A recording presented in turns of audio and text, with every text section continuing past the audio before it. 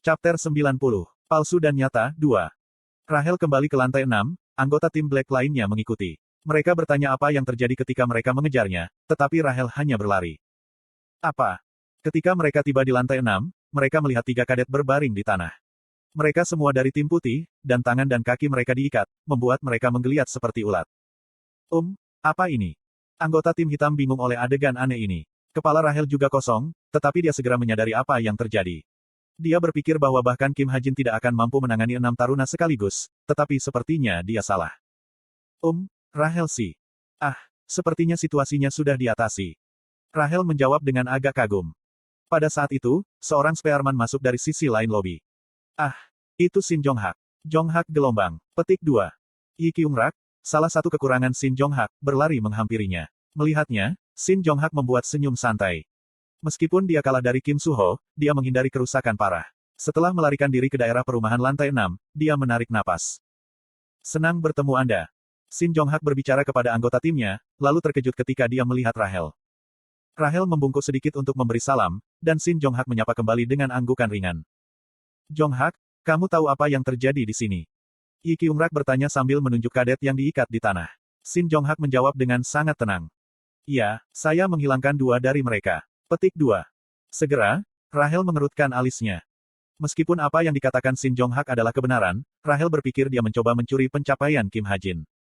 Apa yang sebenarnya terjadi adalah bahwa Shin Jong-hak melihat Yo Yeon-ha dan Chai Na-yun berkelahi dengan seorang pria yang gesit, dan menggunakan kesempatan untuk menghilangkan 2 kadet dengan menyergap mereka. Lalu mulai sekarang, saya akan mengambil perintah. Petik 2. Shin Jong-hak berbicara sambil melirik Rahel. Rahel memandangi anggota tim hitam lainnya. Mereka terlihat lebih nyaman dengan Shin Jong-hak menjadi pemimpin mereka. Namun, Rahel tidak ingin bersama seseorang yang akan mencuri prestasi orang lain. Belum lagi, dialah yang membawa artefak. Kalau begitu aku akan mengambil cuti di sini. Kamu harus ikut dengan kami. Yi Kyung-rak mencoba untuk mencegahnya, tampak sedih, tetapi Rahel tegas. Dia berjalan ke tangga darurat timur, dan Shin Jong-hak mengawasinya pergi sebentar sebelum memimpin tim hitam ke tangga pusat. Sejak saat itu, perebutan artefak mob dilanjutkan dengan langkah cepat. Shin Jong-hak mengumpulkan semua anggota tim hitam yang masih hidup dan berhasil mencuri 2 artefak. Rahel juga membuat prestasi besar melalui taktik gerilya.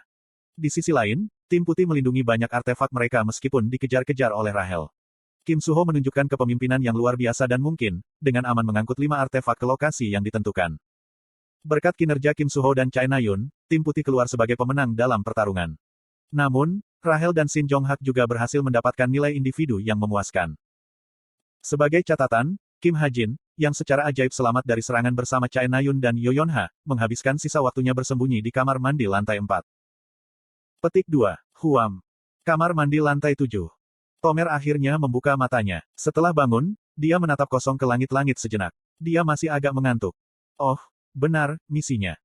Dia kemudian ingat misinya dan memeriksa jam tangannya. Tetapi ketika dia melihat layar jam tangan pintar, dia menjadi linglung. Saat ini, jam-jam 3:02 sore. Mengira smartwatch-nya rusak, dia mencari-cari di sakunya dan mengeluarkan smartwatch kadet. Di atasnya, kebenaran yang lebih definitif ditunjukkan. Plus hasil perebutan artefak Mok Plus. Penyintas akhir, tim hitam, 12 tim putih, 11. Kepemilikan artefak, tim hitam, 3 tim putih, 5. MVP tim putih, Kim Suho, Chai Na-yun. Black Team MVP, Shin Jong-hak, Rahel. Plus kemenangan tim putih plus. Apa? Tomer menamparkan pipinya, mengira itu semua hanya mimpi. Namun, layar smartwatch tetap tidak berubah. Selanjutnya, dia mencoba menamparkan dirinya sendiri lebih keras. Tapi semuanya masih sama. Tidak mungkin. Dia buru-buru berlari keluar dari kamar mandi. Dengan berakhirnya kelas, semua lampu dimatikan dan lobi di lantai 7 gelap gulita. Hancur. Tomer jatuh ke lantai. Setelah pelatihan tempur berakhir, kadet sedang duduk di lapangan rumput. Beberapa mengerutkan kening karena mereka diperlakukan dengan ramuan, tetapi sebagian besar berbicara tentang artefak berebut baik dengan senang hati atau menyesal. Jamer, apakah Jamer belum keluar? Di antara para kadet ada instruktur Kim Soo-hyuk, yang memanggil nama palsu Tomer dan mencarinya. Petik 2. Di sisi lain, Chai Na-yun sedang duduk sendirian, memetik rumput yang buruk. Ada banyak hal yang membuatnya tidak senang. Tentu saja, perebutan berakhir dengan kemenangan tim putih. Tetapi pertarungannya dengan Rahel tidak sampai pada kesimpulan, dan bahkan dalam situasi 1 lawan 6, meskipun Shin Jong-hak ikut campur di tengah, ia tidak dapat mengalahkan Kim Ha-jin. Yang paling penting, meskipun dia tidak bertindak seperti itu, dia khawatir tentang apa yang dikatakan Yi Jiyun selama perebutan. Gelombang. Kemudian, seseorang mendatanginya, membuat suara yang terdengar. Chae Nayun mengalihkan pandangannya. Itu adalah Yo Yonha. Yo Yonha memulai percakapan dengan tersenyum. Apakah kamu terganggu? Petik 2. Aku harus diganggu dengan apa?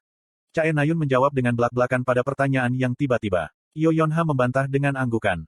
Oh benarkah? Saya hanya berpikir Anda terganggu dengan apa yang dikatakan Yi Jiyun. Petik 2. Apa? Apa kamu gila? Kenapa aku harus repot dengan itu? Aku bahkan tidak ingat apa yang dia katakan. Petik 2. Tapi tetap saja gelombang. Yo Yonha menatap Kim Ha-jin. Dia duduk bersama timnya di tempat teduh di bawah pohon besar. Dengan kata lain, dia bersama Rahel.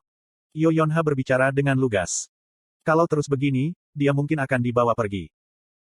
Apa? Diambil. Bisakah kau berhenti menyemburkan kotoran? Dia tidak pernah menjadi milikku sejak awal. Petik 2. Meskipun dia mengatakan itu, tindakannya jelas bertentangan dengan kata-katanya, tinjunya mengepal dan bergetar sedikit. Yo Yonha menatapnya sejenak, lalu melanjutkan berbicara.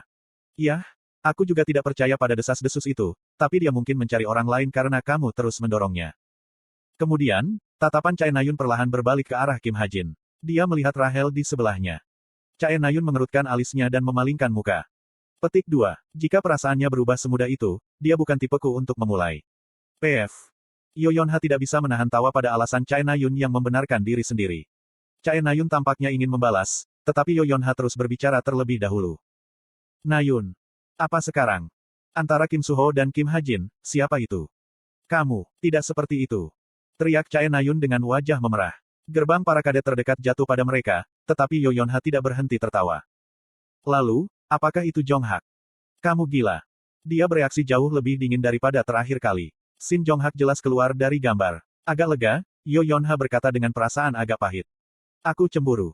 Tentang apa? Aku tidak punya siapa-siapa, tetapi kamu bisa memilih dari 3. Uik. Chae Nayun hanya menggelengkan kepalanya, tidak repot-repot menjawab Yo Yonha. Itu dulu. Shin Jong Hak mendekati mereka, mengibaskan pantatnya. Setelah mendapatkan 9 eliminasi dan mencuri 2 artefak di perebutan artefak Mok ini, suasana hatinya melalui atap. Yo gelombang Chae Nayun. Oh, Shin Jong Hak, tim Anda kalah, bagaimana perasaan Anda? Petik 2. Chae Nayun mencibir ketika dia mengolok-oloknya. Namun, Shin Jong Hak puas menjadi MVP di timnya, jadi dia membantahnya dengan santai. Itu tidak bisa dihindari. Anda berada di tim putih. Petik 2. Petik 2. Kurasa kamu benar. Pada saat itu, Tomer keluar dari lokasi penggalian. Chae Nayun melirik juga. Kim Soo-hyuk mendekatinya dengan ekspresi menakutkan. Jamer, mengapa kamu keluar begitu terlambat? Petik 2. Saya memeriksa GPS jam tangan pintar Anda, dan sepertinya Anda tetap berada di kamar mandi lantai 7 sepanjang waktu. Untuk beberapa alasan, Tomer tampak benar-benar bingung karena dia bahkan tidak bisa menjawab dengan cepat. Setelah pertarungan berakhir, aku kembali ke kamarku. Tubuhku sakit di semua tempat. Mungkin aku seharusnya bunuh diri selama pertarungan. Karena saya tidak menulis tentang perebutan artefak Mok secara terperinci, saya tinggal sampai akhir untuk melihat bagaimana semuanya berjalan lancar, tetapi saya akhirnya lelah. Hajin gelombang. Tapi kelelahan itu hilang ketika Evandel berlari ke arahku dengan senyum cerah. Aku mengangkatnya dan melihat sekeliling ruangan. Nightingale, burung gagak, anjing, kucing. Evandel membuat semua jenis binatang. Kamu tidak lupa menyimpannya di dalam kamar, kan? Tidak. Evandel menjawab dengan penuh semangat saat dia memeriksa tangan dan sakuku. Namun, saya tidak membawa apapun kembali. Selanjutnya, dia mengintip dari balik bahuku dan bahkan memeriksa punggungku. Juga tidak ada makanan di sana. Evandel menatapku bingung. Hajin, kamu tidak membawa apa-apa. Maaf. Saya lelah, jadi saya lupa. Petik 2. Petik 2. Evandel menutup mulutnya. Matanya yang berkilau dipenuhi kekecewaan dan pengkhianatan, dan mulai berkaca-kaca. Saya menghentikannya dari menangis hanya dengan satu kalimat. Saya memesan ayam dan pizza. Itu akan segera tiba. Petik 2. Ekspresi Evandel segera cerah. Gelombang aku mengerti gelombang aku melihat gelombang. Tentu saja, itu bohong. Saya harus memesannya sementara saya berpura-pura mengambil dump. Aku perlu ke kamar mandi. Aku menurunkan Evandel dan berjalan ke kamar mandi. Duduk di toilet, saya memesan 1 set ayam dan pizza. Kemudian, saya memeriksa berita terbaru. Petik 2. Oh. Saya berseru dengan keras.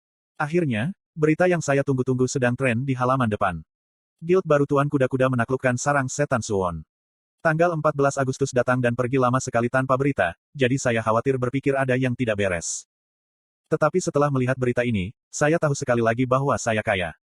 Saya dengan cepat memasuki pasar saham Guild. Seperti yang diharapkan, 1,5 miliar won telah berubah menjadi 10,3 miliar won. Bravo! Saya senang, tetapi juga sedikit khawatir. Haruskah saya menjual ini sekarang atau nanti? Harga saham seharusnya naik 10 kali lipat, tetapi saat ini hanya naik 7 kali. Mungkin saya bisa memeriksanya lagi besok. Tentu saja, bahkan jika saya menjual semuanya sekarang, saya akan mendapatkan 10,3 miliar won. Itu cukup bagi saya untuk menjalani sisa hidup saya melakukan apapun yang saya inginkan. Saya bisa melakukan apapun yang saya inginkan. Tetapi uang itu akan hilang begitu saya kembali ke dunia saya. Petik 2. Tiba-tiba, perasaan aneh muncul dari hatiku. Sulit untuk dijelaskan, tetapi jika saya harus mengatakannya, itu adalah campuran dari kepahitan dan kekosongan yang menyayat hati. Daripada itu. Aku menamparkan pipiku dan melepaskan pikiran ini. Saat ini, ada hal lain yang perlu saya khawatirkan. Bernyanyi. Yi Yonghan, kau brengsek. Petik 2. Kekhawatiran terbesar saya berikutnya adalah bernyanyi. Sampai akhir semester berikutnya, tidak ada musuh khusus yang menyusup ke Kyuup, jadi saya hanya perlu bernyanyi untuk dikhawatirkan. Yi Yonghan, kamu brengsek. Saya sedang memikirkan apa yang harus dilakukan, ketika saya tiba-tiba teringat akan seni. Saya dengan cepat mengakses laptop saya. Seni, sepertiga. Menurut laptop, saya bisa membuat hingga 3 seni. Saat ini, parkour adalah satu-satunya seni yang saya miliki. Namun, saya akan gila mengisi salah satu tempat berharga ini dengan bernyanyi. Tidak, kecuali saya bisa menghapus seni kapanpun saya mau. Kalau ini mungkin, saya mencoba menghapus parkour. Seni parkour akan dihapus. 200 SP akan dikembalikan, tetapi Anda tidak akan mencapai tingkat seni yang Anda capai. Ya ampun. Ketakutan, saya segera membatalkan. Untungnya, saya menemukan bahwa seni dapat dihapus. Tidak hanya itu, sebagian SP bahkan dikembalikan. Dalam hal itu, bernyanyi patut dipertimbangkan. Saya memproyeksikan keyboard hologram dan mencoba menulis seni. Sama dengan. Master Singer. Memungkinkan kamu bernyanyi dengan sangat ahli. Sama dengan. Petik 2. Itu hanya bernyanyi. Seberapa mahalnya? Petik 2. Saya mencoba memukul menyelamatkan. Sama dengan. Master Singer, praktis. Memungkinkan kamu bernyanyi dengan sangat ahli. Memungkinkan Anda untuk dengan jelas menanamkan emosi dalam nyanyian Anda. 500 SP akan digunakan. Apakah Anda ingin menyimpan? Sama dengan. 500 SP. Itu lebih mahal dari yang saya kira. Sepertinya seni ini membuat seseorang bernyanyi pada tingkat artistik. Aku benar-benar tidak ingin bernyanyi dengan baik. Saya tidak punya niat untuk mengejutkan orang banyak dengan mampu mencapai nada tinggi. Bukannya aku berencana menjadi penyanyi. 500 SP terlalu mahal untuk menghindari rasa malu satu kali. Jika saya harus menjelaskannya, saya ingin terdengar seperti penyanyi balada, seseorang seperti Sung Si Kyung atau Kyu Hyun. Apa itu mungkin? Saya mencoba mengubah konten seni. Memungkinkan kamu bernyanyi dengan indah. 150 SP akan digunakan. Apakah Anda ingin menyimpan? 150 SP juga tidak murah, tapi itu bisa diterima. Sepertinya akan ada setidaknya 4.000 penonton. Bernyanyi di depan orang banyak seperti itu akan membuat saya 60-70 SP juga. Yi Yonghan, kau brengsek. Saya mengutuk sumber kejahatan ini sekali lagi, lalu tekan save.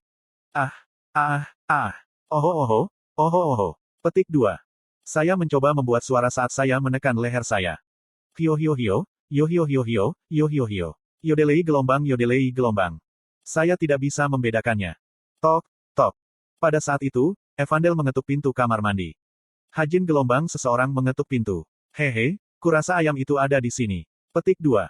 Evandel sepertinya sudah ngiler. Ya, mengerti. Saya segera berlari keluar dan menerima ayam dan pizza. Ketika saya kembali, Evandel sedang duduk sederhana di depan meja dapur, mengenakan sarung tangan plastik. Saya meletakkan ayam dan pizza di atas meja, lalu membukanya dengan baik. Pastikan untuk mengunyah dengan hati-hati. Tidak. Kemudian, saya kembali berlatih. Wong. Lalu tiba-tiba, jam tangan pintar saya berdering. Hajin, kamu harus bernyanyi, kan? Apakah Anda tidak perlu berlatih? Jin Hoseng mengirim pesan melalui obrolan grup tim kami. Kekek mau pergi karaoke. Bagaimana menurutmu, Rahel sih? Itu dari Yi Bok Gyu. Diam-diam aku menantikan jawaban Rahel. Dengan seni baru saya dan horn flute yang saya miliki, saya yakin bisa bernyanyi dengan baik. Aku harus belajar. Aku ingin pergi, tapi aku tidak punya waktu You. Namun, sepertinya Rahel tidak ada. Mengutuk. Maka tidak ada alasan bagi saya untuk pergi juga. Mengapa saya pergi karaoke dengan sekelompok cowok? Saya menjawab bahwa saya tidak bisa pergi, lalu melepas arloji saya. Kantor mercenari Geronimo, terletak di pusat kota Seoul. Jain saat ini sedang menatap monitor, mengenakan wajah tentara bayaran peringkat 58 dunia, Johann Zestios. Petik 2. Ini akan dilakukan. Dia sedang mencari misi untuk tentara bayaran magang. Misi harus melibatkan pembunuhan seseorang, tetapi orang itu harus menjadi penjahat yang pantas mati. Setelah menemukan misi yang memenuhi kriteria, dia menghubungi bosnya. "Iya, bos, aku menemukan satu." "Apa itu?" "Mafia Italia. Dia rupanya seorang jin." "Tidak, dia seperti jin." Petik 2.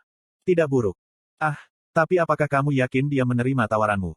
Itu masalahnya. Jain tidak yakin apakah Kim Ha-jin telah memutuskan untuk bergabung dengan Geronimo Mercenari. "Aku menerima balasan positif." "Sangat. Apa yang dia katakan?" Tunggu sebentar." Bos terdiam saat dia mencari melalui log pesannya. "Aku mendapat pesan yang mengatakan, aku akan segera menghubungi kamu ketika aku punya waktu."